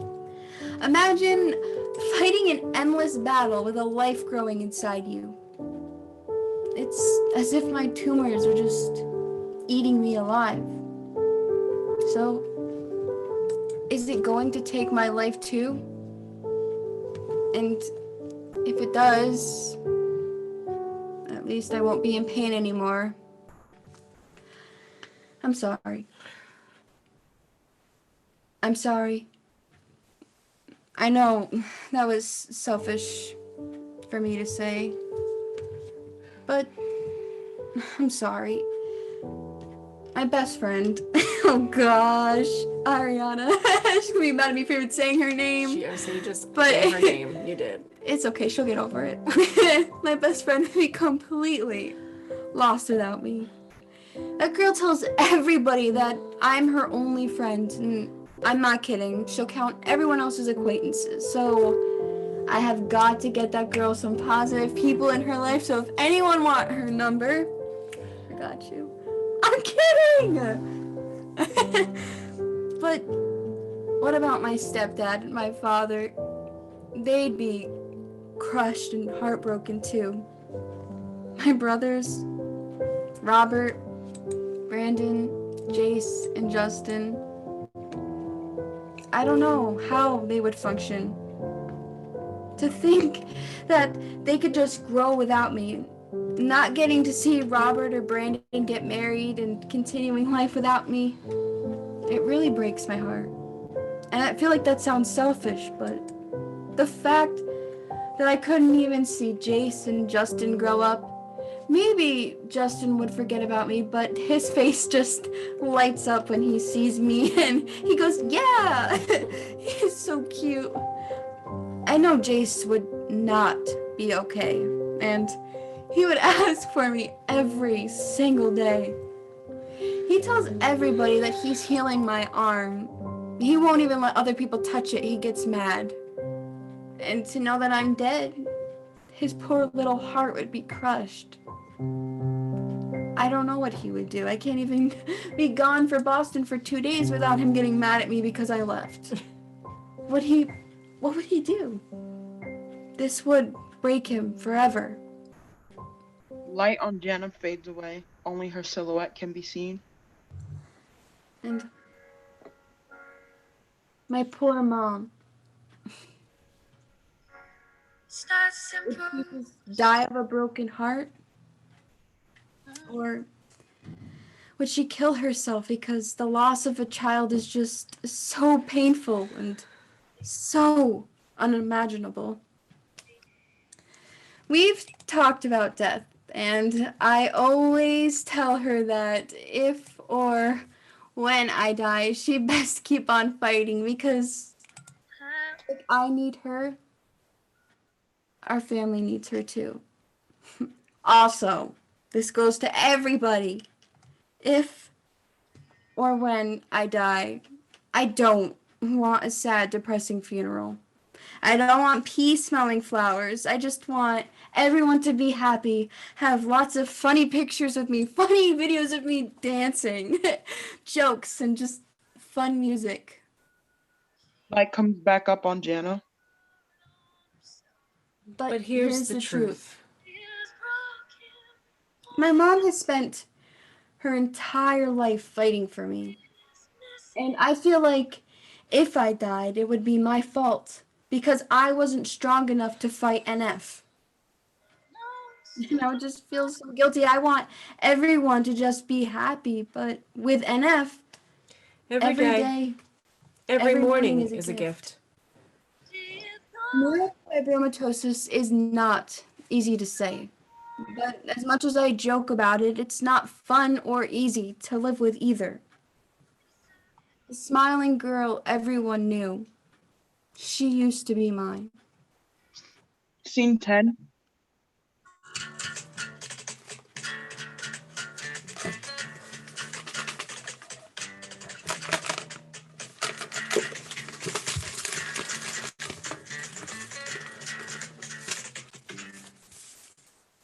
I have had difficulty with relationships.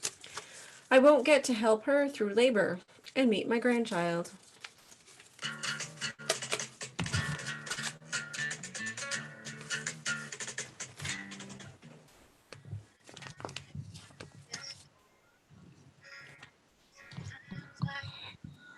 There is an ever-present weight pressing on me. A negativity that always lingers no matter how hard I try to keep my chin up and wear my mask of positivity. My greatest fear. Losing one of my children. It's something I've had to force myself to come to terms with. Well, at least try to. I suppose it stems from the fact that I lost my nephew when he was just 3 years old. It devastated me. Like Brianna with Jace, he was my little buddy. We never got an actual cause of his death. It was almost 27 years ago, and it still pains me as if it were today. 27 years ago, I was just 18, graduating high school, and childless at the time.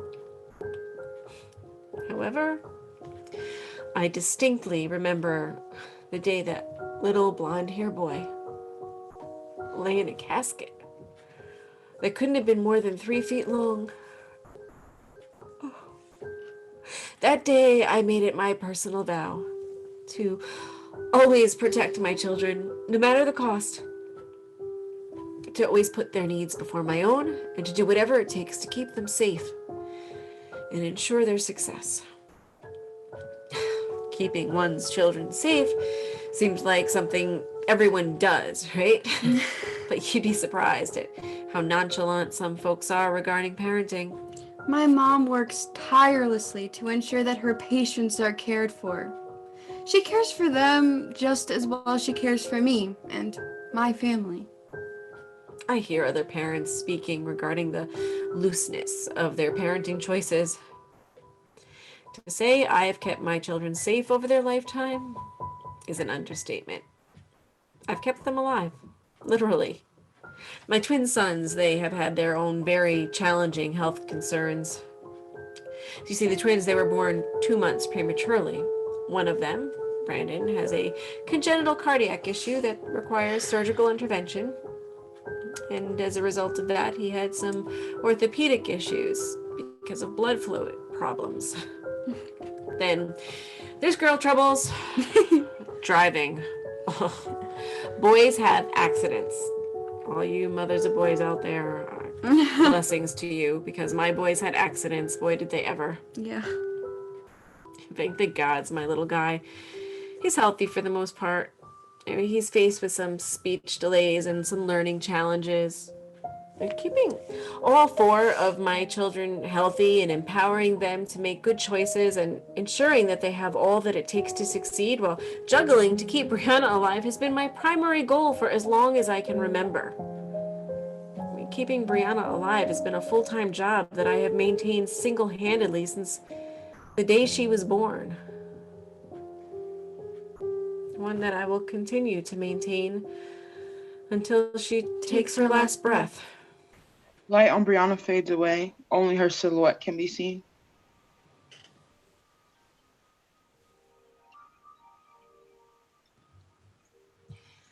Thought of her taking her last breath erodes my soul. Every single day, I'm asked, typically more than once, how's Brianna doing? I always give some combination of, she's doing well, she's staying strong as always, she's super tough, she's the fighter. Light comes up on Brianna. But if I told the complete truth, I would say instead, she's tired. She had difficulty getting out of bed most days. She didn't want to eat today. When I checked her before I left for work this morning, she was still alive. That's a thing I do. Mm-hmm. I check her every morning and sometimes throughout the night when she's asleep. Like you do with a newborn, you know. I check to make sure that she's still breathing. I've done this every day since the day she was born. 23 years. 8,437 days and counting. Of worrying. Worrying if I'm going to wake up to find that my child has died in her sleep. You see, the thing with NF is that you either die from cancer, and you know you're going to die because there's nothing more they can do, or death just sneaks up. NF patients have complications with their cardiovascular systems. Most of the people we knew that have died from NF, it's just been sudden, unexpected cardiac events that have happened in the middle of the night, like her friend Jerry. Brianna has fought and survived 3 malignant peripheral nerve sheath tumors, or neurosarcomas. The survival rate for one is 34%. She has high blood pressure since she was 2 years of age, and the nurse in me worries about the effect that this lifelong high blood pressure has on the walls of her heart. How long can her heart continue the stress? How long can her body continue to handle the stress? What will I do when she's gone? We've talked about death. We've had conversations about her wishes and what they are when the time comes. I think we were homecoming dress shopping. The first time we talked about her funeral arrangements. Can you picture that? Watching your little girl try on dresses, hoping that she'll make homecoming court, and then driving home to talk about funeral arrangements. But that's our reality. She wants me to promise her that I'll go on and I'll never give up when she's gone. I don't know how I'll do that, to be honest. She keeps me going. She's been my lifeline, and I'll be honest, she's the reason that I'm still breathing to this day. There have been so many times where my heart is just not strong enough to take any more pain and any more sadness. And she's been that light that has kept me going. I have my boys, but they're growing up and they're moving on with their lives, and that's okay, right? That's the goal, to raise them so that they can be successful and independent. But the truth is, they'd be devastated by her death. And honestly, if they lost her and then me, I don't know how they would function. They're busy with their lives, but they love us. And I fear that the loss would be just unbearable for them. What about little Chase? God, he'll be devastated. He could never lose his sister. He loves her so much. He's her best friend, and she's his. I couldn't leave him without the both of us. And my husband. Losing Bree would hurt Dan beyond belief. My own death doesn't frighten me. But I'm terrified I'm terrified of not being here to take care of her, of not being here to protect my children, of not being able to keep them safe, and of not being able to keep that personal vow I made 27 years ago. I suppose, just like with NF, we never know what tomorrow will bring. I have to make the best of today. Make her today as amazing as it can be, and teach them how to care for themselves and for each other. I have to keep up hope. But what would the world be like without Brianna? The light would go out. But not just for our family, but for so many around the world. Brianna has touched so many lives. She inspires everywhere she goes. I mean, she's got a following on social media where other NF patients look to her for guidance and inspiration. Her death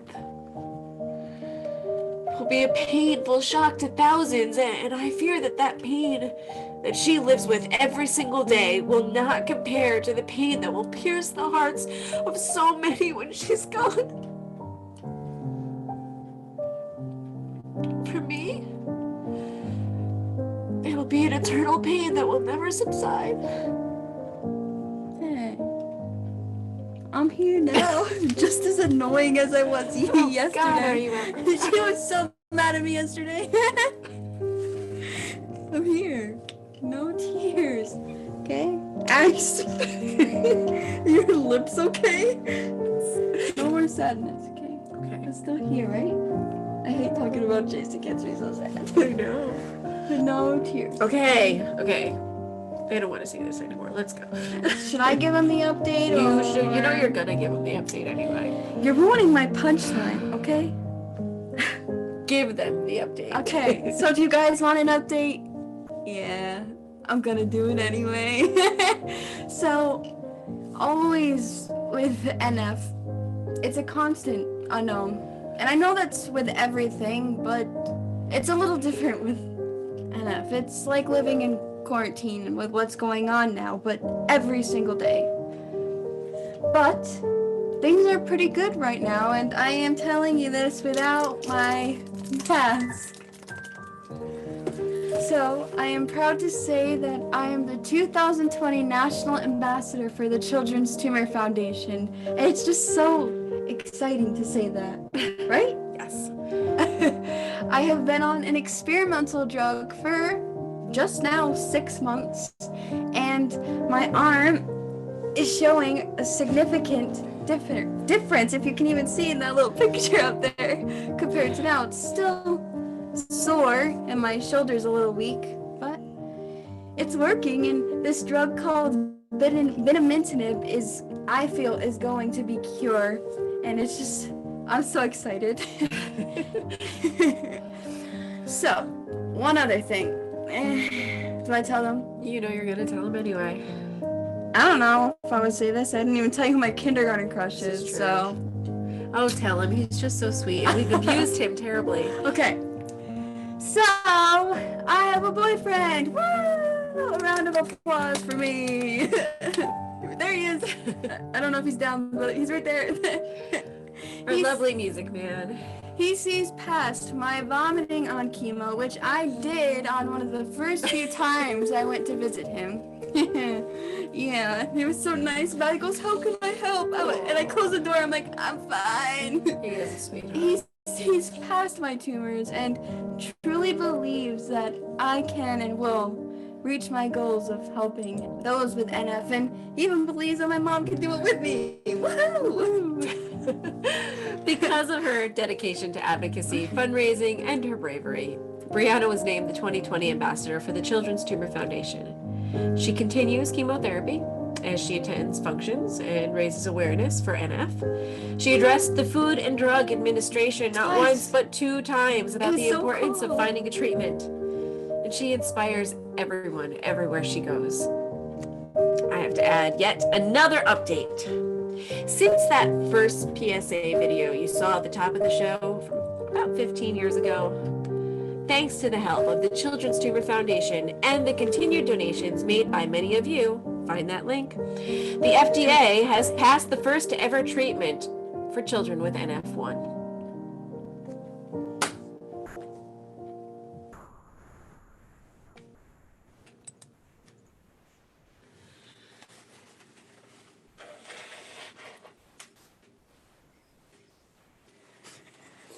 Everyone, and thank you for being here tonight.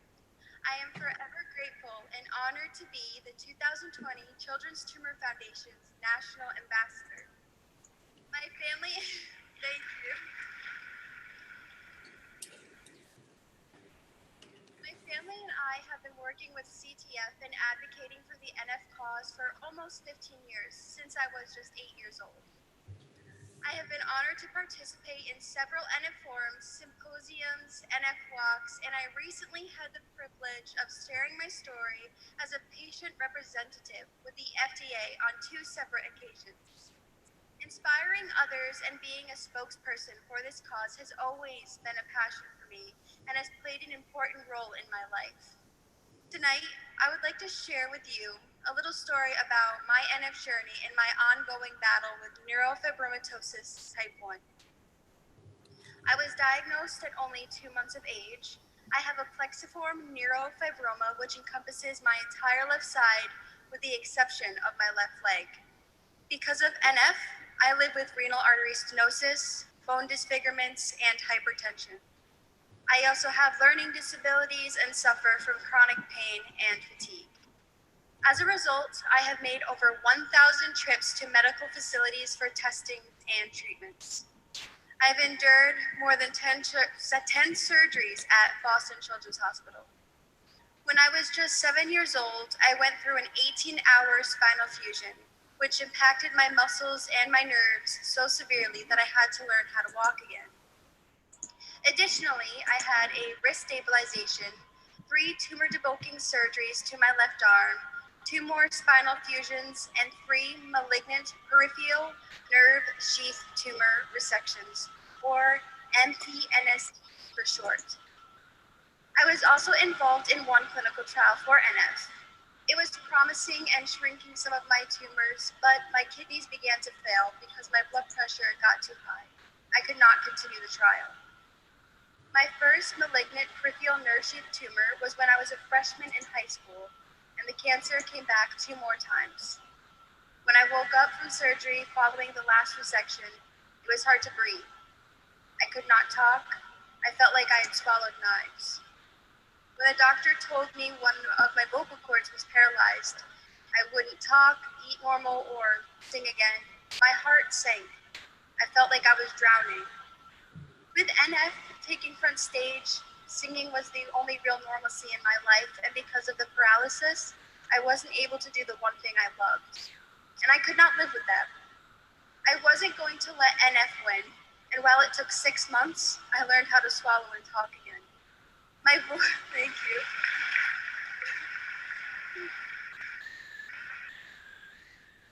Thank you.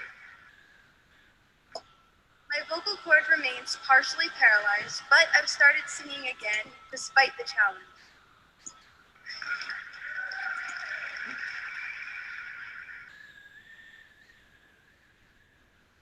Most of my high school years were spent in the hospital or at home recovering with a tutor, so I didn't get to experience life as a typical teenager. Despite these setbacks, I enrolled in a university classes, and I worked my tail off and graduated from Boston University, top 10% of my class. Thank you.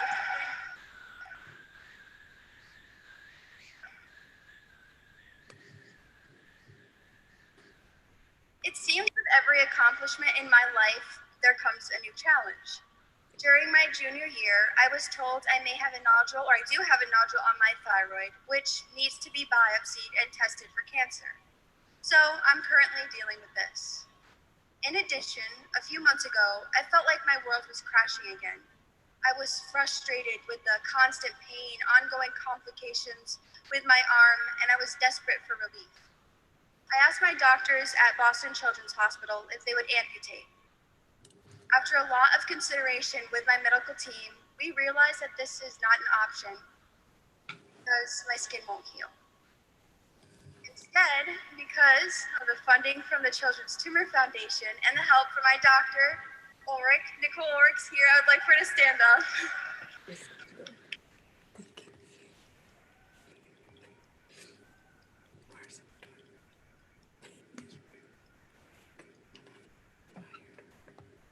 I am now on a new clinical trial for a form of chemotherapy which has not negatively impacted my kidneys so far.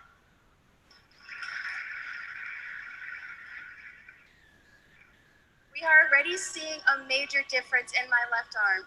Clinical studies and ultimately a cure for NF are crucial to making life livable, not only for me, but 2.5 million people worldwide who suffer from complications of NF. NF and events like this are crucial to making this possible. I appreciate your time in being here, your dedication to this cause, and most especially your financial support this evening, so that NF patients like me have an option for treatments that will significantly impact the quality of our lives.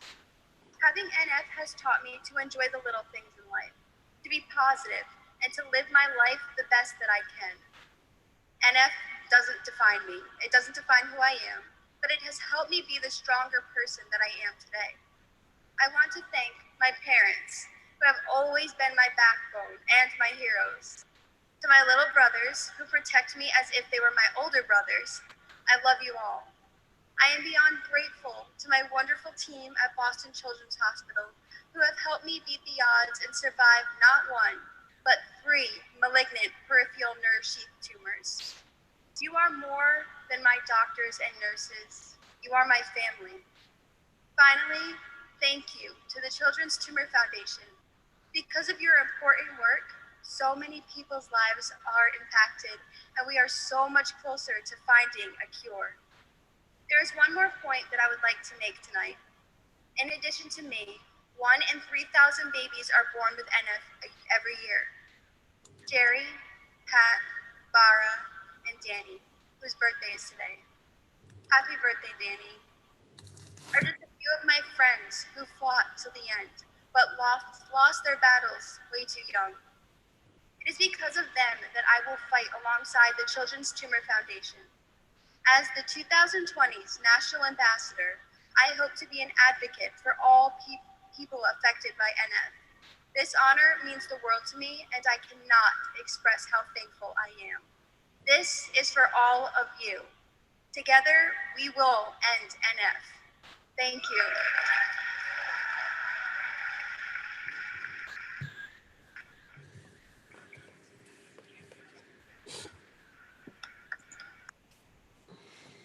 NF will never define who I am. I am more than my disorder. I'm me. We will fight for a cure.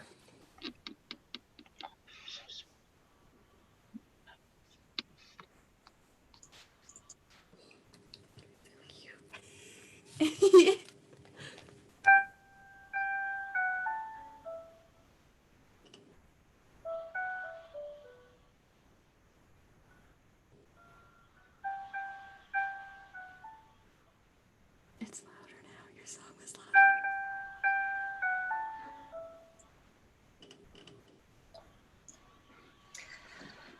louder. All right. I'm in Jerry's face for a second. Questions. It's a good face to be in. Yes.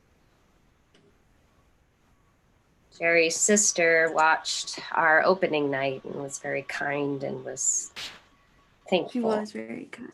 And they let her, Jerry's family let us use all the images of him. So we were very thankful for that. All right. We are looking on YouTube and the messaging board there, the chat, the top chat. If you have any questions for the creators and performers, and we have the composer as well. We've sort of gotten the sound a lot better, and it's hilarious. Brandon, I've been trying to time my projections to you. Yeah. I can hear the composition better now, so I'm like, oh, I want to get that in as he does the little flourish. So we're learning on the fly here in our little bedroom dining room theater. So if you have any questions or comments that you would like to communicate to our creators and our lovely stage manager, Willana Burdick. And our welcome director. And our director, Jessica Lopez Barker. Jessica. Hey, Willa, I haven't seen your face all day.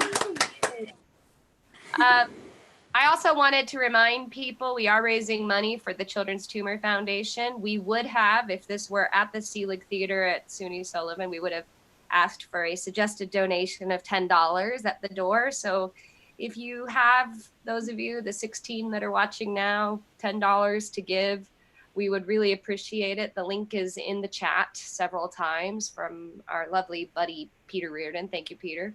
And those funds go directly to the Children's Tumor Foundation, of which then go directly toward research. So it's so super important that we keep raising money because we are so close to finding, a treatment. We have this treatment for NF1, but there's NF2, schwannomatosis.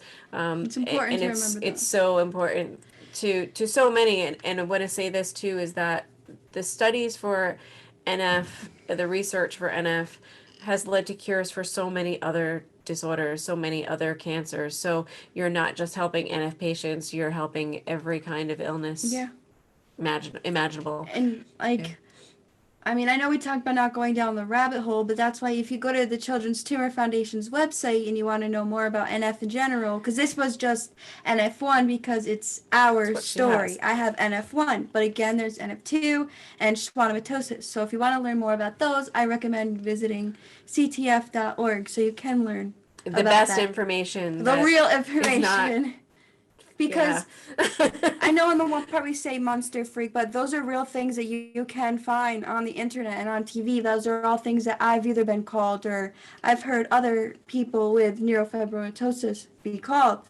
So CTF, we don't say that. They have the real information that's going to tell you what they do for fundraising, what you can do if you want to go to events. I mean, right now we obviously have to do everything virtually, but usually we do walks and the undie run, which I've never done. Undie run. I told Robert he should do it, but because he has like these Santa Claus underwear that kind of looks like he should do it. The Cupid run underwear. But so my friend Sarah from work sent a text message I want to share. It says, "I'm speechless and don't know what to say except that I feel so fortunate to meet such incredibly strong and resilient people, a mother such as you, and I'm amazed to see how those qualities were clearly passed down to Brianna, who is remarkable, inspirational, and eloquent. I feel so privileged to be included in your journey and hardships through this video. I feel like I knew you before, but know you differently now, and I'm so thankful for the honest, emotional, and raw account of what you've been going through."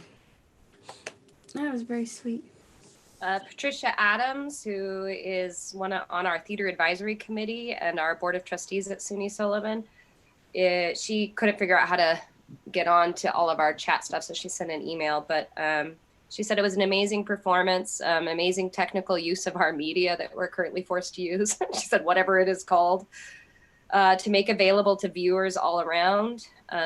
She said that our president, Jay Quaintance, has said that you and Larry Rieger have been the most progressive and understanding on how to move our college toward the future. And this, of course, too, because the more money you guys donate, I hate to be like the lady who will, have that bad moment, but it is Nurses Day, so. It is. It is. So do it in honor of my fellow coworkers, colleagues, everybody that's busting their butt out there. It's a scary world right now. Yes. I mean, like yesterday we had to go for a visit, and one may say, why not do telehealth? But with clinical trials, you have to go to every few visits because you have to have these testing done in order to even stay in the clinical trial. So if I don't do these testings in this certain amount of time, I could be kicked off the trial, and then we could risk having that rebound growth that I talked about on the other medicine. So I haven't left my house, or I've gone for walks outside my house or car rides, but I haven't been into another building in 3 months. And it was a culture shock for me, seeing everyone wearing masks, and it felt like I was in a video game where there was tape and there was security guards everywhere. So it's definitely really scary, and just be safe out there and keep watching shows that are virtual, because It's hard. It's so much And harder. Jessica's done such a Yes. great job. Thank you so That's- much, yeah. Jessica. They have another show. They do Count. Paranople. I like it. It's fun.